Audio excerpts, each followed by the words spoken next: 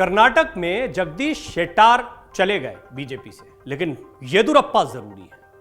और यह माना जा रहा है कि बीएस येदुरप्पा को साथ में जोड़े रखने के लिए, बीएस येदुरप्पा को फिर से साथ में लाने के लिए, क्योंकि आपको बता दें मुख्यमंत्री के तौर पर वो हटे, बहुत सारे आरोप लगे, धीरे धीरे एक रिटायरमेंट वाली लाइफ में चले गए और कुछ दूरियां एक्टिव पॉलिटिक्स से देखने को मिलती थी। लेकिन अचानक से येदुरप्पा एक्टिव हुए, इतने एक्टिव हुए या इतने जरूरी हो गए कि जगदीश शेट्टार की नाराजगी को भी झेलने का चांस बीजेपी ने ले लिया। ऐसा क्यों जरूरी है बीएस येदुरप्पा?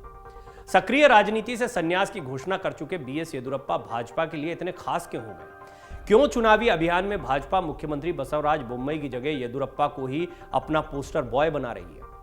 कर्नाटक में चुनाव की तारीखों के ऐलान के बाद से ही राजनीतिक दलों की बैठकें शुरू हो गई हैं। एक बार फिर से भारतीय जनता पार्टी 80 साल के अपने वयोवृद्ध दिग्गज नेता बीएस येदुरप्पा की छांव में पहुंच गई।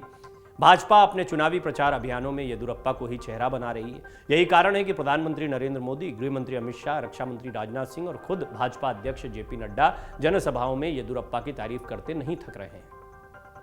ऐसे में आइए जानते हैं कि सक्रिय राजनीति से संन्यास की घोषणा कर चुका ये नेता पार्टी के लिए इतना खास क्यों है?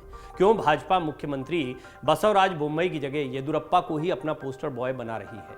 बीजेपी ने बीएस येदुरप्पा के बेटे विजेंद्र को भी शिकारीपुरा से टिकट दिया गया। ये तो माना ही जा रहा था कि येदुरप्पा जब एक्टिव हुए हैं तो उनके जहन में कहीं ना कहीं अपने बेटे का राजनीतिक भविष्य है, वो उसको आगे करना चाहते हैं, लिहाजा येदुरप्पा भी फिर से एक्टिव हो गए, अपने चेहरे को सामने रख दिया। लेकिन क्या येदुरप्पा का चेहरा आज भी कर्नाटक में इतना प्रभावी है?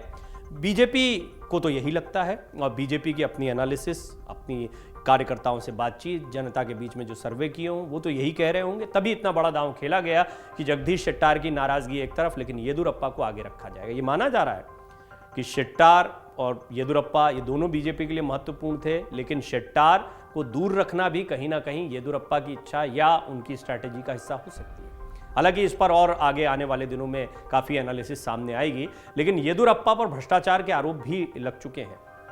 कई नेताओं की तरह ही येदुरप्पा का भी एक काला दौर आया जब साल 2011-12 में उन पर भ्रष्टाचार के आरोप लगे। लोकायुक्त संतोष हेगड़े की जांच में उनका नाम घोटाले में आया। आरोप इतने गंभीर थे कि येदुरप्पा को विधानसभा से इस्तीफा देना पड़ गया।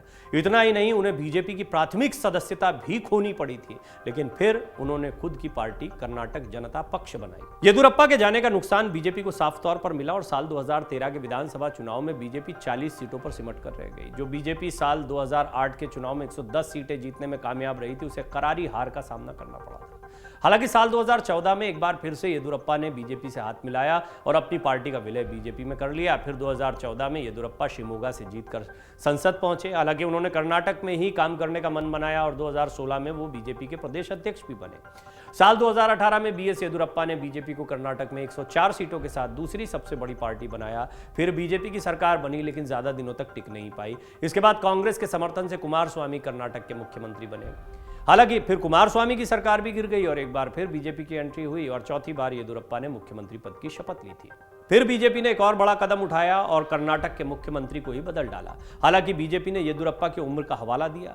26 जुलाई 2021 को येदुरप्पा को मुख्यमंत्री पद से हटा दिया गया, लेकिन फिर अचानक 80 साल की उम्र में वो पार्टी के केंद्रीय नेतृत्व में सबसे महत्वपूर्ण व्यक्ति बन गए। उन्हें मुख्यमंत्री पद से इस्तीफे की घोषणा करने के लिए मजबूर करने के बाद से पार्टी से दूर कर दिया गया। आइए हम आपको बताते हैं बीजेपी के लिए बीएस येदुरप्पा अचानक से इतने खास क्यों हो गए हैं। सबसे पहले तो सबसे जरूरी कारण मैं आपको बता दूं, बाकी तो सारे कारण आप एनालिसिस में देखेंगे, लेकिन सबसे महत्वपूर्ण कारण यह है कि पे सीएम और कमीशन खोर सरकार के जो दो टैग लगाए गए कांग्रेस की तरफ से बसवराज बोम्मई पर, जो वर्तमान मुख्यमंत्री हैं, वो बहुत ज्यादा प्रचलित है। इस वक्त चुनाव प्रचार में बसवराज बोम्मई पर लगाए गए कांग्रेस के आरोप एक बड़ा मुद्दा बने हुए हैं जमीन पर। लिहाजा मुख्यमंत्री नहीं बदला, लेकिन चेहरा बदल दिया। ये भी अपने आप में एक रणनीति है। अभी तक बीजेपी की एक स्ट्रैटेजी रही है कि चुनाव से पहले कई राज्यों में ये प्रयोग किया गया कि अब मुख्यमंत्री बदल दो, कैबिनेट बदल दो, उसके बाद में एंटी इनकम्बेंसी या किसी एक व्यक्ति विशेष से कोई नाराजगी होती है, उसमें कमी आ जाती है। बसवराज बोम्मई को तो नहीं हटाया गया, लेकिन चेहरा एकदम से बदल दिया गया। बहुत स्पष्ट है येदुरप्पा का कद इतना बड़ा है बीजेपी में और कर्नाटक की राजनीति में कि अगर उनको पोस्टर बॉय के तौर पर रखा जा रहा है, उनके बेटे को टिकट दिया जा रहा है, तो स्पष्ट मैसेज दिया जा रहा है कि बीजेपी का चेहरा तो येदुरप्पा है, बसवराज बोम्मई नहीं है। ये एक बहुत बड़ा कारण है। अब जगदीश शेट्टार क्यों नहीं, ये भी सवाल आपके जहन में आ सकता है। यही था, इन दोनों में कोई एक ही चॉइस हो सकती थी और जगदीश शेट्टार के मुकाबले बीएस येदुरप्पा को ज्यादा शक्तिशाली नेता बीजेपी पा रही है। ये एक बड़ी वजह बहुत स्पष्ट तौर पर देखने को मिल रही है।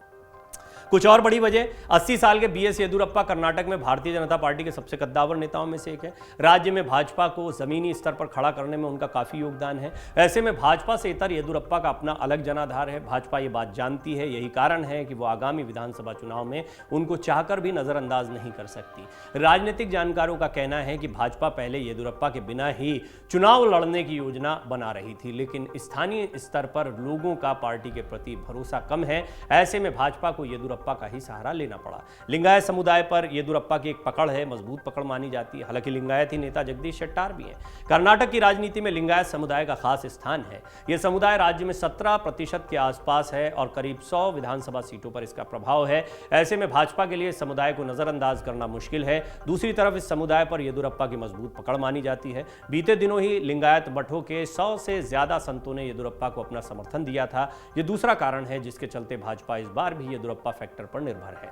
4 बार राज्य के मुख्यमंत्री रह चुके अनुभवी नेता हैं। येदुरप्पा कर्नाटक के 4 बार मुख्यमंत्री रहे, हालांकि वो कभी भी अपना कार्यकाल पूरा नहीं कर पाए। 12 नवंबर 2007 को मुख्यमंत्री बने, हालांकि 7 दिन बाद इस्तीफा देना पड़ा। 2008, 2018, 2019 में भी मुख्यमंत्री बने, लेकिन हर बार उन्हें इस्तीफा देना पड़ा बीच में ही। आपको बता दें, वर्तमान में येदुरप्पा भाजपा के संसदीय बोर्ड के सदस्य हैं। उन्होंने हाल ही में सक्रिय राजनीति से संन्यास का ऐलान कर दिया था, लेकिन एक बार फिर वो कर्नाटक में बीजेपी के पोस्टर बॉय के तौर पर दिखाई दे रहे हैं। स्पष्टता, बीजेपी ने बसवराज बोम्मई के बजाय उन्हें चेहरे के तौर पर रखा है। ये एक रणनीति है। देखना होगा एंटी इनकम्बेंसी या बसवराज बोम्मई को लेकर अगर कोई नाराजगी हो जनता में, वो येदुरप्पा के कार्ड से कितनी दूर हो पाती है। दूसरी महत्वपूर्ण बात नहीं भूलना चाहिए, एक और लिंगायत नेता जगदीश शेट्टार कांग्रेस के साथ चले गए हैं। तो लिंगायत वोट जिनके लिए येदुरप्पा को लेकर एक बार फिर बीजेपी आई है, क्या उसमें सेंध शेट्टार लगाते हैं? अगर ऐसा होता है तो निश्चित ही बीजेपी के लिए बड़ा झटका हो सकता है। फिर भी बीजेपी को येदुरप्पा से बहुत उम्मीद है। मन से उजाला कर चले, मन से उजाला कर चले।